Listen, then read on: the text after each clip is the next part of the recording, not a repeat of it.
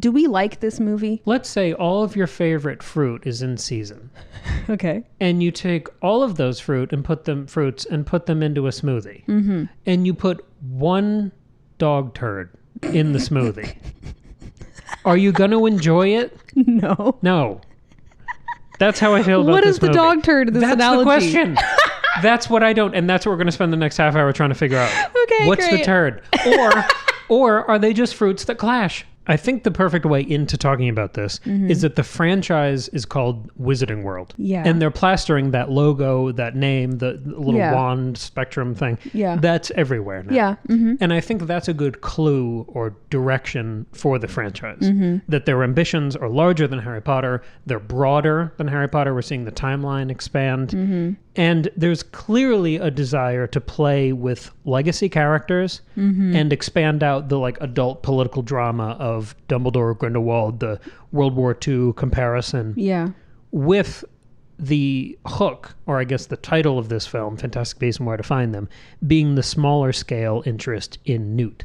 As a new lead, but inherently limited. Because he's not... I mean, Harry was saving the world. He was the chosen one. Right. Newt is not a chosen one. He's just a dude. Right. Yeah. So you see those characters like Dumbledore, who are obviously more important. Yeah. That they would be the I mean, it seems like they're the future of this franchise. If you look at the marketing for the movie that's about to come out, Secrets of Dumbledore, the Fantastic Beasts part is in 2-point font. Yeah, and Secrets Dumbledore's of Dumbledore name is huge. Yeah, and also I'm just having, I mean, I guess that's a larger conversation. I feel like we can talk more about the connection to the Grindelwald stuff in the second movie, and of course in the third when we see it. Right. But the seeds are obviously planted here. And on that note, for the smaller scale interest in Newt, the Newt, and I'm going to break this up, so I know it's going to sound weird. Okay. The Newt, Jacob, Queenie part of this movie is delightful. I like that you just left out Tina. I will get to Tina. Because she's not delightful. No, there's just Tina. Tina is in this. I realized this during my notes. Tina is a different conversation. Okay, great. So these three are delightful. They have a strong dynamic. I love them. Yeah. The performances are great. They're varied. There's really there's a lot of nuance that the actors are bringing to these roles. Yeah, all those actors are doing a great job. I think those characters are written well. It's a lot of fun. I think the actors, especially, I think those three actors elevate the material. I don't know if it's the best material they're working with. I think Jacob... I'm not saying it's the best writing, but I think of the characters in this movie, they're the best written. Jacob is the MVP of this movie. We're both in agreement on that. Oh, yeah. He's the greatest part of this movie. He's operating at a level like Rupert Grint or Richard Griffiths, who played Uncle Vernon, where he is making every single scene memorable. Yes. Not just comedic and entertaining, but so hooky and fun and playful. He's really going for it with every line. I love every moment he's on screen. I think he's fantastic. Yeah. Newt adds a wonderful sensitivity to his character. I love Newt. I think he's a wonderful main character because he's not a main character type of guy. Whereas Harry, even though he has this humility about him, Harry is a main character, right? He's got the chosen one thing. He's got all this trauma, whatever. Newt is just an awkward guy who likes animals, and I really like him. And Queenie's pretty interesting as a female lead because she has such an... I feel like if you compare her to other genre women, I know she's not a lead, but she's definitely running for second place here. Yeah. There's an unabashed femininity to her character. I love that about her. Yeah. Especially because I feel like Hermione was very much the early 2000s version of feminism of I'm not like regular girls. And I mean, Hermione is very complex and I love her as a character, but she was this I'm interested in being smart and being brave and all this stuff. And she wasn't super feminine apart from wearing pink occasionally. Queenie is very feminine and is not a big career person, but she's still smart and interesting. Yes. And has really, these wonderful emotions and is very kind. I like her a lot as a character. But it speaks to that idea that strength in a female character is not about being physical masculine. Strength. It's not about the masculine idea of strength and power. Yes, right. It's its own distinct idea. And I think she really feeds that idea. And she uses her femininity as a weapon, basically. When she's trying to sneak the case past the guy, she's it's full of ladies things. There's also and, all that stuff. Genuine, unironic, vulnerable, great love story with her and Jacob. Yeah. I love watching their relationship. Yeah, their relationship's cool. Yeah. That's one of the best parts of this movie. So compliments to those three. But the natural scope of this film should have been They switched briefcases. Yep. All the creatures escaped. Let's get them all back in the suitcase. Yeah. And that's why the first 20 minutes of this film, in the bank with the Niffler and all the egg hatching, all these creatures getting out. It's an absolute delight. It is electric. It's so focused good. and kinetic and fun. The problem is that, and I'm not making a qualitative judgment necessarily immediately, the Graves, Credence, McCusa elements are a different story. Yes. They're not bad necessarily, and I think they're pretty kosher to the tone of Harry Potter and the world that we know so far. Right. But there is only a threadbare connection to the magical creatures thing. I was gonna say, like, I think here's where the problem is like, on the one hand, you want this movie to be insular because, like, just the Newt stuff is really fun and that's kind of all this story needs. But on the other hand, if you're trying to do it to the tune of Harry Potter, including like all of this other stuff about like the larger wizarding worlds and all the political ramifications and the larger things happening, there has to be a strong connection. In Harry Potter, it works because you're talking about, you're looking at Hogwarts, you're seeing all the students go to class. It's like silly things like that, kid stuff. But then Harry Potter is the chosen one. He's connected to Voldemort, and you have a vested interest in the Voldemort stuff because it directly connects to and affects Harry. Absolutely. And so, but here, Newt is only tangentially connected to the Grindelwald stuff. And the Grindelwald stuff to me just feels like almost a cheap reaching at what happens with Harry Potter. Like, it's like they're only doing it because Dumbledore's kind of connected, and that's kind of connected to Harry's story. Right. And it feels so unnecessary. And I also feel like, and we can talk about this more in the next movie. Yeah. The Grindelwald stuff is so much trying to be about like World War II, which is interesting, but I also feel like that's really messy and hard to do. Yes. And I feel like we just shouldn't touch it, like, because the story, I mean, the thing it excels at here is that light, beautiful, electric slapstick almost fun and chaos of the magical creatures and these 3 or 4 characters. But when it so obviously has these political adult ambitions that reach beyond that to deal with the politics of the American Ministry of Magic and the horrors and it's just too many things. We all know Newt is not the protagonist of that story. Exactly. Like, I mean, and even in the second movie, which we'll talk about, you see him start to fade. He's slowly becoming a like third character. Like, he's not even a sidekick. Like, he's slowly fading away. And there are these like B or C plots that are introduced and then almost forgotten about. Like everything with the Muggle elections and John Voight and his kids. Why on earth is that even in there? I know it's so resolved weird. by having Credence kill one of them, but it's not explored enough to justify its existence in a movie that really shouldn't have been 2 hours and 12 minutes. Like, you could have Credence kill a like, we could have like just had the scene where the senator is killed.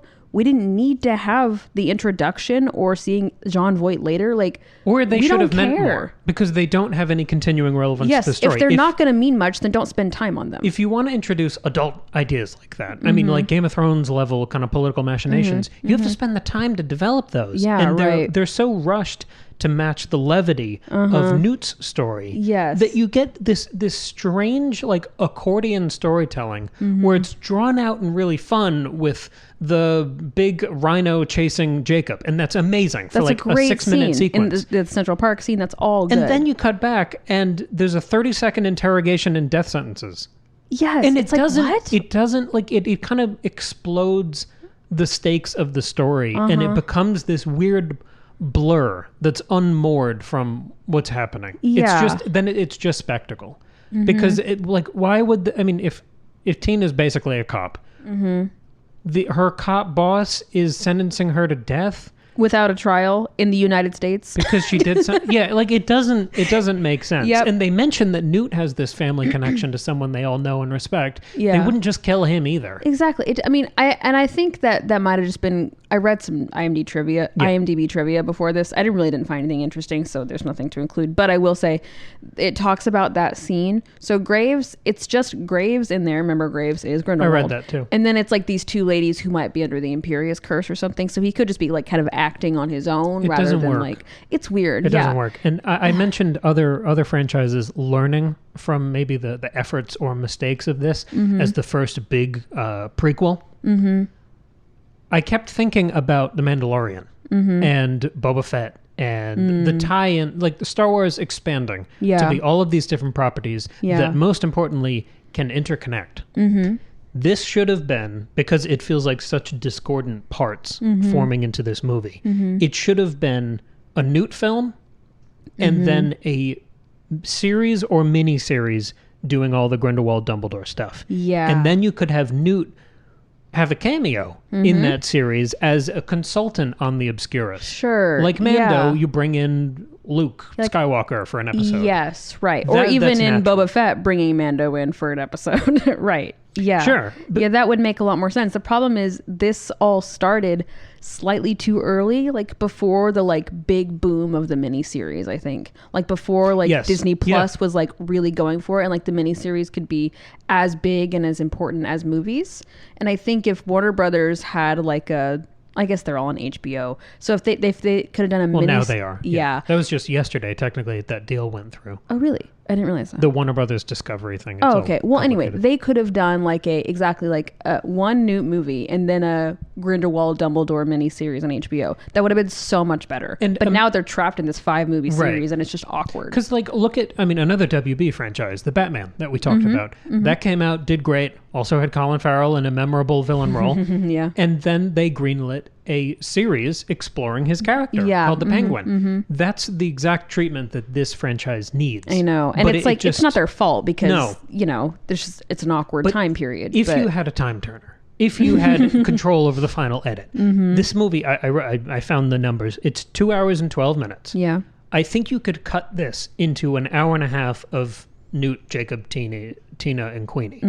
And that would be a great film. It would end pretty naturally with all the creatures being returned to the suitcase. Yep. You let that big eagle go and you resolve that. And then it ends with maybe a tease of future adventures. Yeah. The promise of the two romances happening, but they're not actually there. But that's enough. You can end a story there. Yes, you don't necessarily need to show all of that. Yeah. You can just gesture at, and that's the end of that chapter of the Wizarding World. Yeah. And you can imagine what happens. Or you can tease them,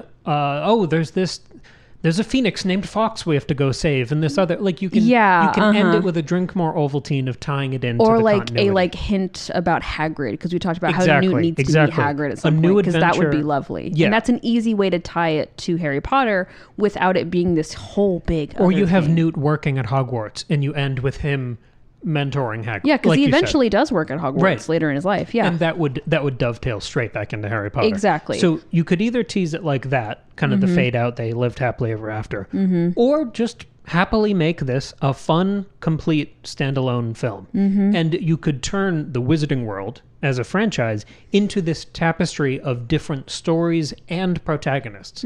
So then when you brought in the Dumbledore thing, it would feel like, this story is going to follow Dumbledore. Yeah. You're divorcing the franchise, the series, from any one lead. Versus this weird, how slowly can we back away from Newt and no one notices? Yeah. Because this is 6 years later. And I was so excited when this came out. And I liked it the first time. Me too. But watching it with you the other day, when I hadn't seen it in years, the thing I remembered 6 years later is Jacob the Niffler and how fun the bank scene was. Like the chaos of the creatures being set loose, how great the set pieces were. Yeah. The costume design, the set design, the production, all of that's amazing.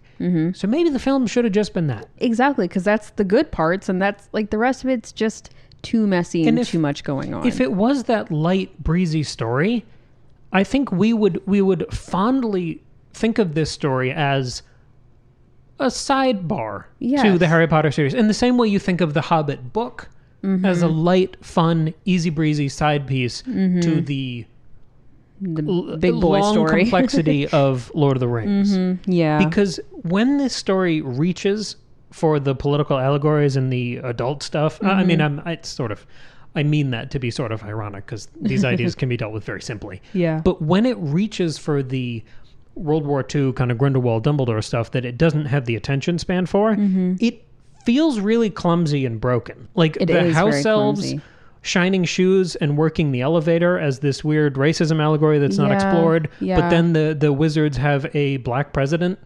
Yeah. It's like on the one hand, like they're not allowed to marry muggles, but they have a black female president. Why is Tina against marriage between wizards and muggles? But has no issue with a black president in the 1920s. It doesn't make sense. I understand that like the wizarding world is separate from the muggle world, but I really get frustrated when we try to pretend like everything else happening in the world is not happening in the wizarding world. Like, again, that's why I think it's messy to try to like play with World War II. Like, I think a big reason that because we talked about like, why couldn't they just kill Hitler? Because they're wizards. Like, hello. And so I think the reason that the Harry Potter stuff works so well is because in terms of world events, at least in the Western world, there's not a ton happening in the 90s. Like, there's stuff happening, and there's like the Gulf War, and there's stuff happening in the Middle East, but like in Europe and the US, not much is going on. The grunge era. Yeah. And so like because Berlin Wall's already been torn down, like that's already happened. So there's not much going on. And so there's room for the Voldemort thing to be their big political world event. Whereas here, when you try to mix the stuff with Grindelwald and World War II or whatever, it doesn't make a lot of sense, and it's messy, and it doesn't really work. And that's sort of where the wizarding world like plot holes really start to come up, and I just think it's too messy. So let's talk about Tina. Oh, okay. Tina is I have more plot holes to talk about. Oh, all right. Sorry, no, unless you wanted to talk about Tina. No, I just thought you were transitioning to her. I how on earth was a plot hole transition to Tina? Because I think she is the glue that is trying to hold the two discordant parts of this film. No, that's together. very true. I mean, I'm just thinking it's hard to not compare it to Harry Potter, because you have to, because that is a successful execution of this story of this world. Sorry, I was like, exploration. Okay, so like Harry Potter has plot holes too. Everyone's talked about them, like it's fine, but Harry Potter is very clever because it has all these built-in safety nets. Like, well, you can't operate inside Hogwarts, or you can't operate when you're underage, or all the time turners are destroyed, or well, Voldemort could actually come back because he has these Horcruxes, and that all makes sense. Oh, Harry was a Horcrux the whole time. That's why his scar was weird. Like, all those like little band-aids make all the plot holes kind of work. Whereas here, like with the apparition, like they're all adults and we're not at Hogwarts, so we can all operate anywhere, anytime. And it's just like, number one, why doesn't Newt just friggin' apparate to Arizona? Why does he have to ride on a ship to New York City? Sure. Also, I'm pretty sure you can't take a muggle inside a long apparition. I'm pretty sure that's not allowed. So that's kind of weird. And then like, why is the magical Congress in New York City? Why isn't it in Washington, D.C.? That doesn't make any sense. Again, unless I thought of this the other day, maybe like, because, early on in America, capital was in New York, and then it moved down to Washington. So maybe the wizards just stayed in New York. New York is such a hub of travel and commerce and culture. That part doesn't bother me at all. I don't know. And then you have things like the magic rain at the end is absolute bullshit. That's a shitty plot device. I hate that. And it's one of those backed into a corner plot solutions. Again, they got too big, so they were like, tie it up. And then also, this is just dumb. This can transition into Tina.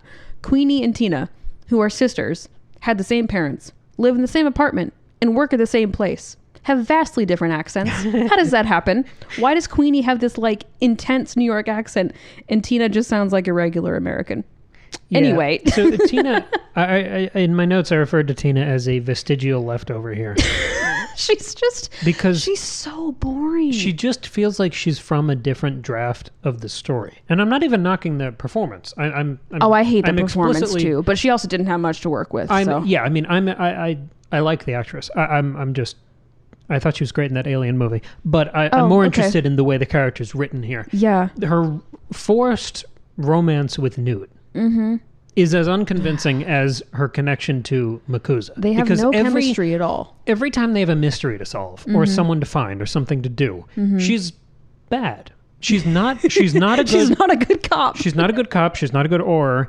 And she's oddly excluded from most of that detective work. She kind of bumbles through her office. She flubs and steps into rooms she shouldn't be. She steps into hearings. She walks in. I mean, she can't communicate with her coworkers or bosses. Nope. And she just kind of bumbles into like court proceedings. Yeah. In a very strange way. And I don't think it's her fault. because I think her character is supposed to be the bridge between these worlds, connecting Newt Yes. to the larger ambitions of this story. Right, yeah. And because of that, she best exemplifies or demonstrates the contradictions, the clash of tone and style between these worlds. So it's not really her fault. I suppose, yeah. I just don't know why she's so milquetoast. Like, why not make her a really cool Auror? Like, if you're gonna have like these like two really different sisters, like one's so like more feminine, sweet, like, you know, not as career driven character, and then the other sister could be like this big career girl, and she's like really like cool, and she's an Auror, and she's got this cool big coat, and she's just so uninteresting. I think as the character's written, she's one of the least colorful personalities in the wizarding world. Yeah, I mean, like she's passionate, like she clearly cares about her job, and she's like trying to fix stuff, but she's just doing a really bad job at it. If you compare that to other newcomers to this franchise, Colin Farrell buys fully into the world. I mean, he's almost campy. He's leaning in so hard. Oh yeah, he's doing a great job. But he sells it because depending on how much you squint at what Ralph Fiennes is doing as Voldemort, it's amazing. Yeah. But he has to method act it so hard. It's like vaudevillian. Yeah. It's so operatic. Yeah. And fun. And I think Colin Farrell, he follows that lead there. Yeah. Because this character is supposed to be this ultimate mustache-twirling chameleon manipulator. Well, that's one of the biggest like bummers about this, is that because it was Grindelwald the whole time, we won't get Colin Farrell ever again. But this is the thing. Yeah. I don't think that is a problem. No, it's not a problem. I'm just kind of absolutely- bummed about it. When they fired Johnny Depp, I don't know why they didn't just bring back Colin Farrell. Because we see, apparently when they go to visit Ron Perlman pretending to be that goblin. God, that was such a bad scene. Yeah, when it's they go so when they bad. go to visit him, right? In the speakeasy, yeah. Yes, and you see the wanted posters on the wall. Eventually, by the end of the scene, when he calls the cops, the other cops, you see Newt and Tina have posters. Yeah. And there's a Grindelwald poster there too. Yeah. And part of it's torn off, so we don't see Johnny Depp's face, so it doesn't spoil the twist at the end. Yeah. But that would mean that most people and the authorities already know what he looks like. Yeah. So if he has to do all of these machinations before he has this evil empire, because we know he has to survive for a while. It's not like in this third movie coming up, he's going to be caught and it'll be over. No, he's not killed till the 40s. So he has to be sneaky. And if they already have his picture, he would need to change his appearance. So why wouldn't you bring back Colin Farrell and have the character be able to recruit all these other people? Well, I guess because they've already seen him in that disguise. Okay, then I think, and this is what I kind of decided in my notes, you should lean into that. And for every film, have a different actor. For the first movie, it's Colin Farrell. Yeah. Second movie, Johnny Depp. This third one coming up, Mads Mikkelsen. I think they should recast it for the next one and recast it for the fifth one. No, that would be fun. And have him be this mercurial, enigmatic presence. Constantly changing his appearance. That would be really fun, actually. If you lean into that, then it's not this mistake that you have to overlook when watching the movies. And you everyone get has to pretend see, nothing happened. Yeah. I mean, it's a lot like The Crown. You see what they're doing with the recasting as they age up the characters, and actors bring something different to the character. Yeah. And you can almost see, if it's this rise through this political kind of ascendancy and aspirations, you can see him evolve through the different lenses that these actors are bringing to it. And the character has such a mythology anyway. I mean, the 2 or 3 Harry Potter books, we talked about him before we ever saw him in a prequel like this. So he's been in our brains for 10 years already. Yeah. He has this strange, almost unique position in the wizarding world. Yeah. So if you kept hitting him from different angles, I think that would almost feed the legend. Now that would be fun. Yeah, I would like that. I think that makes more sense than recasting Colin Farrell. I think that just plot-wise wouldn't work. So it's more Then fun you to just pivot keep every changing time. him. Yeah. Well, yeah. And very easily you can address that. You can start the 4th movie with him popping Polyjuice potion, and then he looks up in the mirror. But you'd have to show Johnny Depp and they fire Johnny Depp.